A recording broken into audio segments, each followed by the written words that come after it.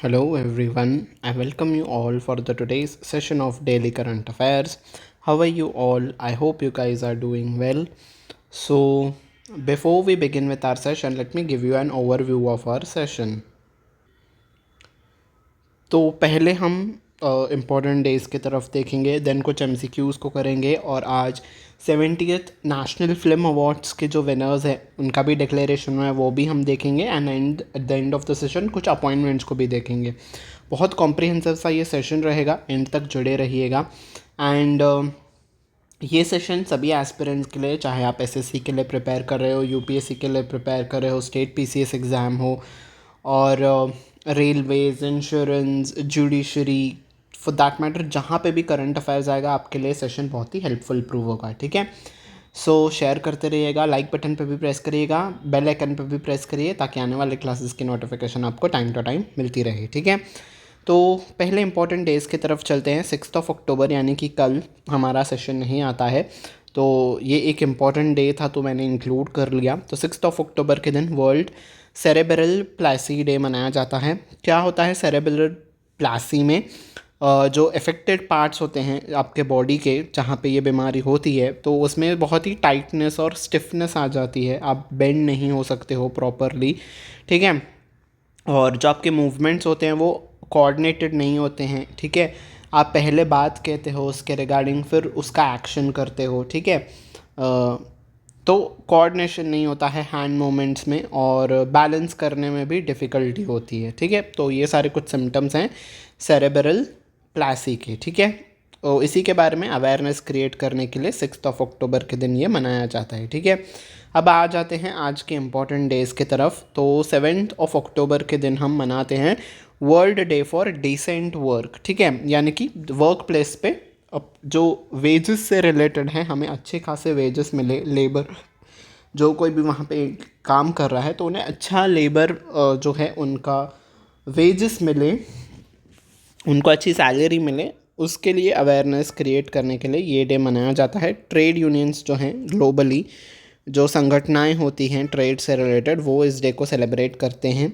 This day highlights the need for decent working conditions, social production and fair wages for all. तो इस day के तहत क्या कुछ इंश्योर करने की बात की जाती है कि अच्छे वर्किंग कंडीशंस हो. राइट, ऐसे ना हो कि जहाँ पे आप काम कर रहे हो वो जगह ही इतनी ख़राब है, पोल्यूटेड है कि उससे आपका स्वास्थ्य ख़राब हो रहा है, तो वो चीज़ नहीं होनी चाहिए. सोशल प्रोटेक्शन होना चाहिए.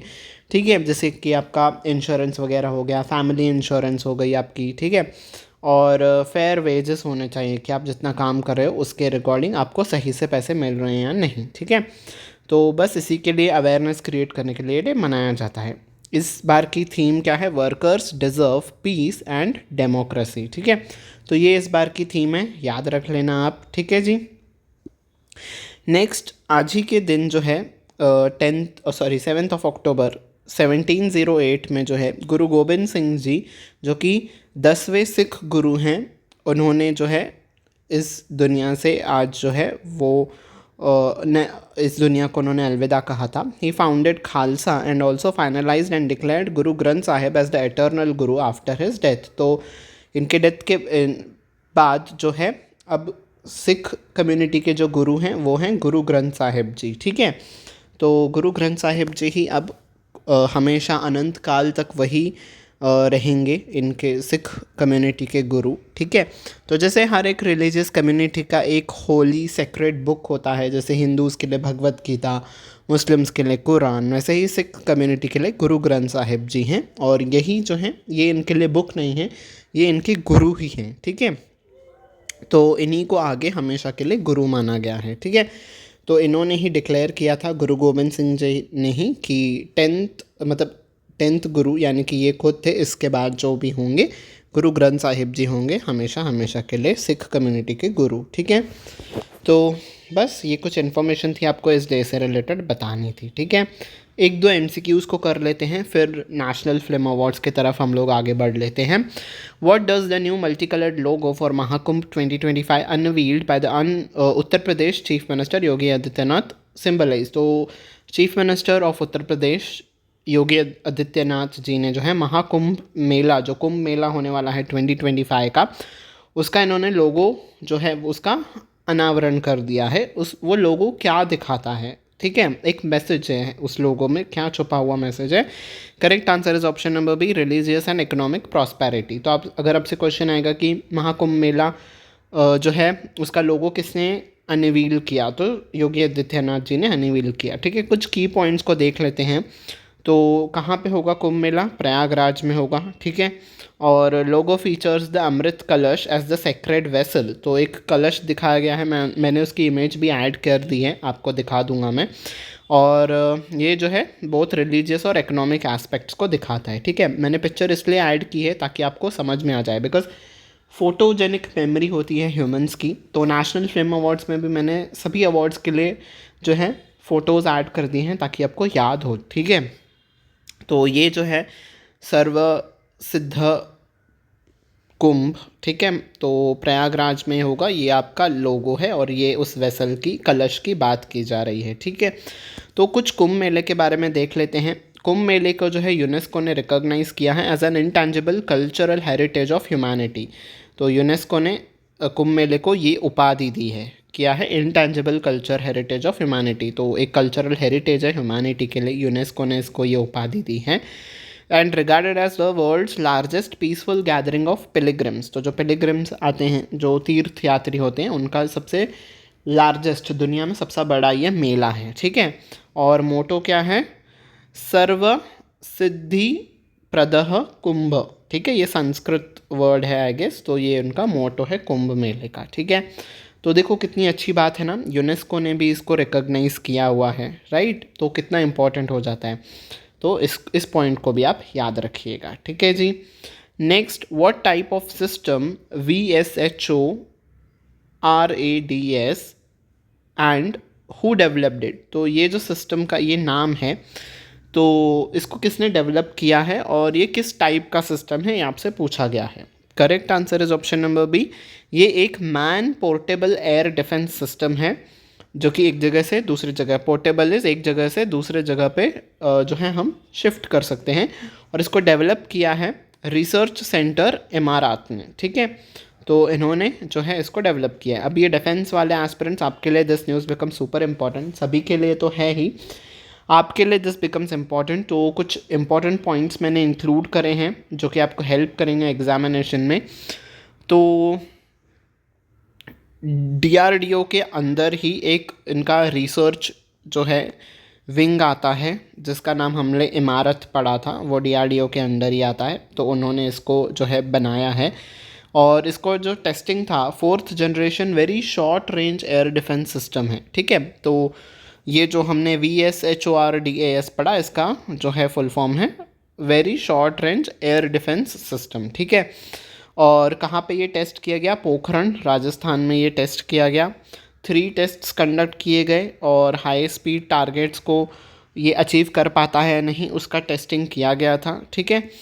और ये एक man portable air defence system है, डिज़ाइन एंड डेवलप्ड, ये हमने देख लिया। इमारत जो ये रिसर्च इंस्टीट्यूट है, इन्होंने डेवलप किया है collaboration with DRDO laboratories and development come production partners. तो DRDO के लैबोरेटरीज के साथ कोलैबोरेट करके इस रिसर्च सेंटर इमारत ने डिज़ाइन और डेवलप किया है, ठीक है। तो ये कुछ इंपॉर्टेंट पॉइंट्स थे जो कि आपको समझने थे, ठीक है। एयर डिफेंस सिस्टम इज़ अगर आपके ऊपर कोई मिसाइल्स वगैरह लॉन्च कर देता है, ठीक है, एयरक्राफ्ट्स के ज़रिए, ड्रोन्स के ज़रिए, तब आप अपने उस एरिया को कैसे प्रोटेक्ट करोगे, that is called as air defence system. तो उन मिसाइल्स को भेजने के लिए जो सिस्टम बनाया गया है, that is this one, VSHORDAS, ठीक है। जैसे कि हमने इज़राइल में देखा था, जब ईरान ने अटैक किया था इज़राइल के ऊपर, तो उनका डोम सिस्टम था, एयर डिफेंस सिस्टम का नाम उनका डोम था। तो वैसे ही इंडिया ने इस एयर डिफेंस सिस्टम को लॉन्च किया है, ठीक है जी। नेक्स्ट, अब नेशनल फिल्म अवार्ड्स की बात कर लेते हैं, जस्ट अ मिनट।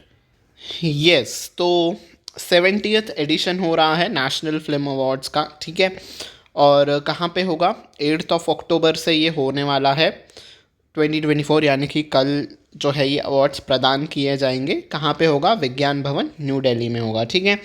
तो फिल्म जगत के क्षेत्र में जो भी सराहनीय रोल्स हैं या फिर डायरेक्शंस हैं, जो भी कैटेगरीज हैं, तो बॉलीवुड के जो भी फिल्म जगत का ये क्षेत्र है उसमें सराहनीय परफॉर्मेंसेस के लिए गवर्नमेंट जो है ये अवार्ड देती है। ठीक है, हम कुछ इंपॉर्टेंट अवार्ड्स को देख लेते हैं। कहाँ पे गया? Okay, this is the first question. Which film earn A R Rahman the best music direction background music award at the 70th national film awards? तो ए आर रहमान जी को है बेस्ट म्यूजिक डायरेक्शन इस कैटेगरी में जो है अवार्ड मिला है।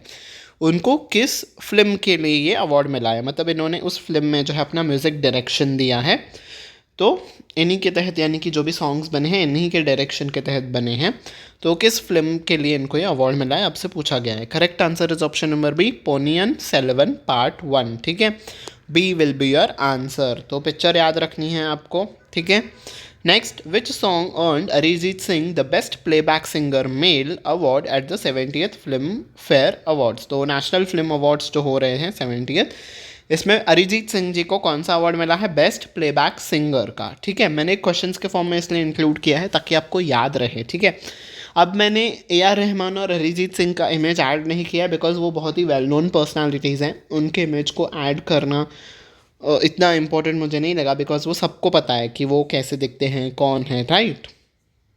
तो अरिजीत सिंह जी को बेस्ट प्लेबैक सिंगर अवार्ड मिला है, ये पॉइंट याद रखना है। किस गाने के लिए उनको मिला है? Correct answer is option number B, Kesariya. Right, Kesariya I guess Animal movie में था, if I am not wrong, please correct me if I am wrong. तो केसरिया सॉन्ग के लिए जो है इनको ये बेस्ट प्लेबैक सिंगर का अवार्ड मिला है।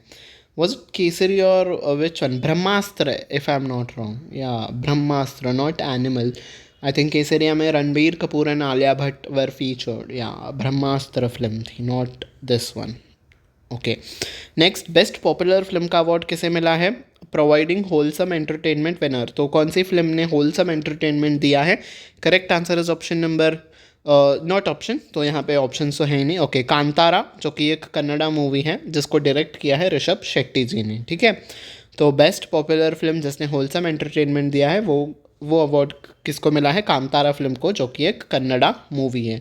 तो यहाँ पे मैंने पोस्टर ऐड कर दिया है ताकि आपको याद आ जाए कि ओके ये ऐसे ऐसे फिल्म थी। तो best popular film wholesome entertainment Kantara, जिसको डायरेक्टर आपको याद रखना है ऋषभ शेट्टी जी हैं। ठीक है, आपसे डायरेक्टर भी पूछा जा सकता है। ओके, नेक्स्ट इस पे चलते हैं कैटेगरी पे। बेस्ट एक्ट्रेस का अवार्ड किसको मिला है? लीडिंग रोल में नित्या मेनन, और उनकी फिल्म है तिरुचित्र तिरुचित्रम बलम, ये एक तमिल मूवी है, तो इसके लिए इनको अवार्ड मिला है। और मानसी पारेख जी को भी ये अवार्ड मिला है कच्छ एक्सप्रेस, जो कि एक गुजराती मूवी है। ठीक है, तो आप देख सकते हैं कि पूरे ऑल ओवर इंडिया में जो भी फिल्म जगत में बेस्ट परफॉर्मेंसेस हैं उनके लिए ये अवार्ड्स दिए जाते हैं। ठीक है, तो ये जो बेस्ट एक्ट्रेस का अवार्ड है ये दो पर्सन्स ने शेयर किया है, नित्या मेनन और मानसी पारेख जी ने। ठीक है, उनके फिल्म्स को आप याद रख लेना कि कौन सी फिल्म है उनकी। ठीक है, तो पोस्टर देख लेते हैं। नित्या मेनन ये हैं, ये मानसी पारेख जी हैं। Best actress in leading role इन दोनों को मिला है। ठीक है, they are sharing this award. ठीक है, next, best actor in leading role. तो एक्ट्रेस हो गया, अब एक्टर की बात कर रहे हैं। किसको मिला है best actor in leading role? Rishab Shetty की फिल्म कांतारा। ठीक है, एक्टर या बेस्ट एक्टर ऋषभ शेट्टी जी को ही मिला। आई थिंक यही एक्टर भी थे इस फिल्म में। आई डोंट नो, मैंने ये फिल्म नहीं देखी है, but if it is mentioned then it will be. तो best actor in leading role किसको मिला है? ऋषभ शेट्टी जी को मिला है। ठीक है, next, best film in AVGC यानी कि animation visual effects and gaming comic winner. तो इस कैटेगरी में किसको मिला है? ब्रह्मास्त्र पार्ट 1 को मिला है। ठीक है, और इसके डायरेक्टर कौन थे? अयान मुखर्जी थे। ठीक है, तो हेयर इज़ द पिक्चर, ब्रह्मास्त्र का ये पोस्टर है, और इस कैटेगरी में इनको अवार्ड मिला है। ठीक है, पोस्टर्स बस मैंने इसलिए ऐड किया ताकि आपको वो नाम याद रह जाए, एग्जाम्स में आपको पोस्टर्स नहीं मिलने वाले हैं। ठीक है, बेस्ट डायरेक्टर का अवार्ड किसको मिला है? सूरज बरजातिया जी को मिला है। और कौन सी है वो फिल्म? ऊंचाई, जो कि एक हिंदी मूवी है। ठीक है, तो नेक्स्ट आ जाते हैं कैटेगरी पे best actor in supporting role. तो best actor in supporting role किसको मिला है? पवन राज मल्होत्रा जी को किस फिल्म में इन्होंने वर्क किया है? फौजा, जो कि एक हरियाणवी फिल्म है। ठीक है, तो ये सारे ही अवार्ड्स इंपॉर्टेंट हैं। मैंने जो भी इम्पोर्टेंट कैटेगरीज़ के अवार्ड्स थे वो सभी मैंने इंक्लूड कर दिए हैं, आपको नाम याद रखने ही होंगे। ठीक है, तो इनके फिल्म भी नाम याद रखने कि इनको किस फिल्म के लिए अवार्ड मिला है। ठीक है, और लैंग्वेज भी याद रखनी होगी। ठीक है, एग्जामिनर पूछ सकता है कि ये कौन सी लैंग्वेज की मूवी थी।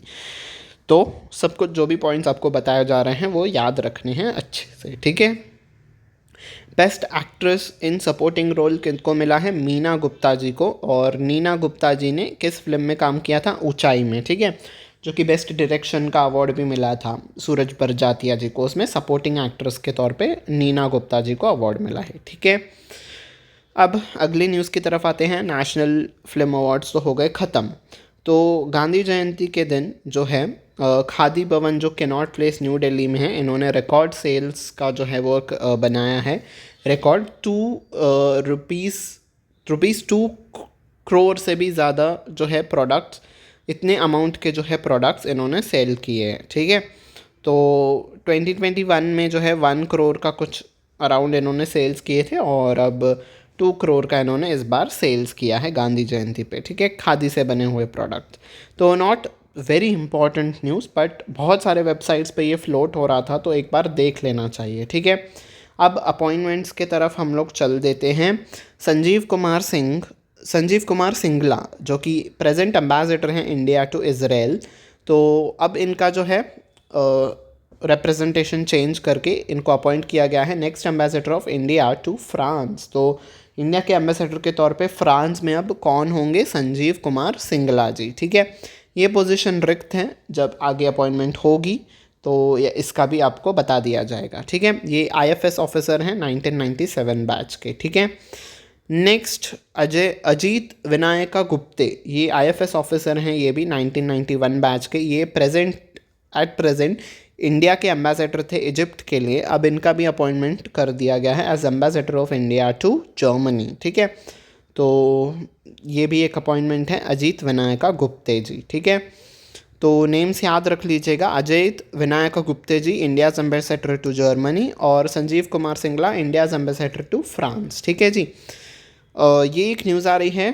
फाइनेंस के जगत से। जीजा सॉफ्टटेक एक कंपनी है, और जो कि एक इंडियन डीप टेक स्टार्टअप भी है। ठीक है, और first Indian OEM of HSM यानी कि हार्डवेयर सिक्योरिटी मॉडल बनाने वाली ये पहली स्टार्टअप कंपनी भी है। ठीक है, तो इन्होंने जो है ऑफिशियली लॉन्च किया है एक पेमेंट हार्डवेयर सिक्योरिटी मॉड्यूल जिसका नाम है क्रिप्टो बैंड पेमेंट एचएसएम। तो क्रिप्टो बैंड एचएसएम किसने लॉन्च किया है? जीजा सॉफ्टटेक ने लॉन्च किया है। ठीक है, ये एक पेमेंट मैकेनिज्म है। ठीक है, this advance technology is design to revolutionise the way the financial institutions manage cryptographic operations. तो जो क्रिप्टो करेंसी में डीलिंग्स होती है उन ट्रांजैक्शंस को सिक्योर करने के लिए ये जो है पेमेंट सिस्टम लॉन्च किया गया है, ताकि सिक्योर तरीके से क्रिप्टो ट्रांजैक्शंस को कंडक्ट किया जा सके। ठीक है, and safe guard the sensitive payment information and transactions. तो जो भी ट्रांजैक्शन से रिलेटेड, पेमेंट से रिलेटेड इन्फॉर्मेशन है उसको भी सिक्योर तरीके से हैंडल किया जा सके, इसी मोटिव से जो है क्रिप्टो बैंड पेमेंट्स एचएसएम को लॉन्च किया गया है। ठीक है, जीजा सॉफ्टटेक के बारे में करंट स्टैटिक फैक्ट को देख लेते हैं। स्टैटिक फैक्ट है रुमित शाह डायरेक्टर हैं जीजा सॉफ्टटेक के, और ईशा ओसवाल जो हैं वो सीईओ हैं जीजा सॉफ्टटेक कंपनी के। ठीक है, तो ये स्टैटिक फैक्ट है, इसको भी आप याद रख लीजिएगा। ठीक है, next prime minister Narendra Modi ji ने मेट्रो लॉन्च किया है, मेट्रो सर्विस मोबाइल एप्लीकेशन जिसका नाम है मेट्रो कनेक्ट 3। तो ये जो है एक ऐप लॉन्च किया है मोदी जी ने, किन के लिए लॉन्च किया है?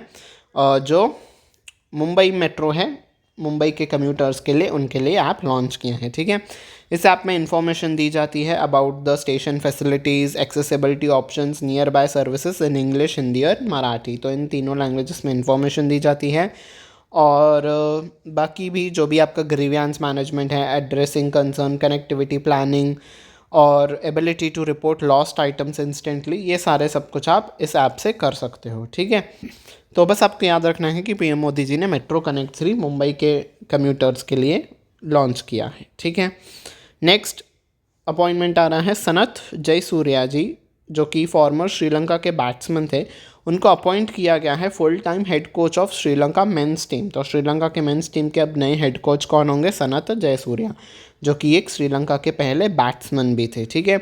और ये जो डिसीजन है किन्होंने लिया है? Executive committee of Sri Lanka cricket, इन्होंने ये डिसीजन लिया है।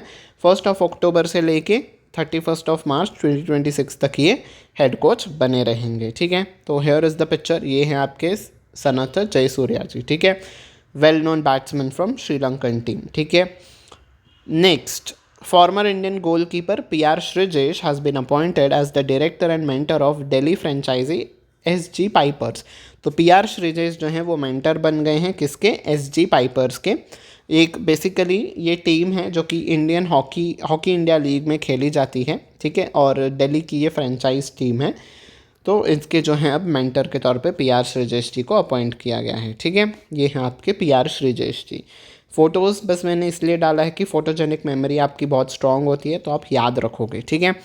अगली न्यूज़ आ रही है नेपाल से। तो नेपाल के प्रेसिडेंट जिनका नाम है रामचंद्र पौडेल, इन्होंने संडे को जो है अपॉइंट किया है किसको? प्रकाश मान सिंह राउत जी को as the new chief justice of the country. यानी कि नेपाल के नए चीफ जस्टिस कौन होंगे? प्रकाश मान सिंह राउत। अब आप कहेंगे कि किसी और कंट्री के हम चीफ जस्टिस को क्यों पढ़ रहे हैं? बिकॉज नेपाल जो है हमारा नेबरिंग कंट्री है, राइट, हम उसे बॉर्डर्स शेयर करते हैं। तो इट बिकम्स इम्पॉर्टेंट कि हमारे पड़ोसी देश में क्या कुछ घटनाएं घट रही हैं, और चीफ जस्टिस किसी भी कंट्री का बनना बहुत ही बड़ी बात होती है। तो दिस न्यूज़ बिकम्स इम्पॉर्टेंट, ठीक है। इंटरनेशनल अफेयर से ये न्यूज़ इम्पॉर्टेंट हो जाती है। तो हमारा 2 पॉइंट्स हमने इस न्यूज़ से कवर किए। नेपाल के प्रेसिडेंट रामचंद्र पौडेल हैं, और CGI कौन है न्यू नेपाल के? प्रकाश मान सिंह राउत जी, ठीक है जी। नेक्स्ट, rediff.com ने अपॉइंट किया है विशाल मेहता को as chairman and managing director, ठीक है। तो रेडिफ के न्यू चेयरमैन एंड MD कौन होंगे? विशाल मेहता जी। ये किसको जो है रिप्लेस करेंगे? अजीत बालाकृष्ण जी को, जो कि CEO थे रेडिफ के सिंस 1996 से ये CEO थे अजीत बालाकृष्ण।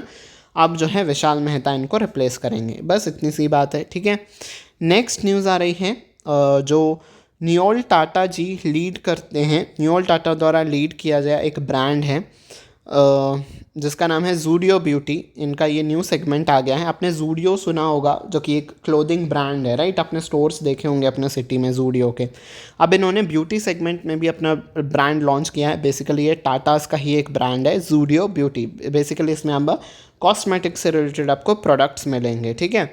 ये कम्पीट किस ब्रांड्स को करेगा? हिंदुस्तान यूनिलीवर के जो ब्रांड्स आते हैं, LA18 एक हो गया, या फिर और कंपनीज़ हैं जैसे कि शुगर कॉस्मेटिक्स हो गया, हेल्थ एंड ग्लो। तो इन सभी कंपनीज़ को जूडियो ब्यूटी एक कड़ी टक्कर देगा, ठीक है।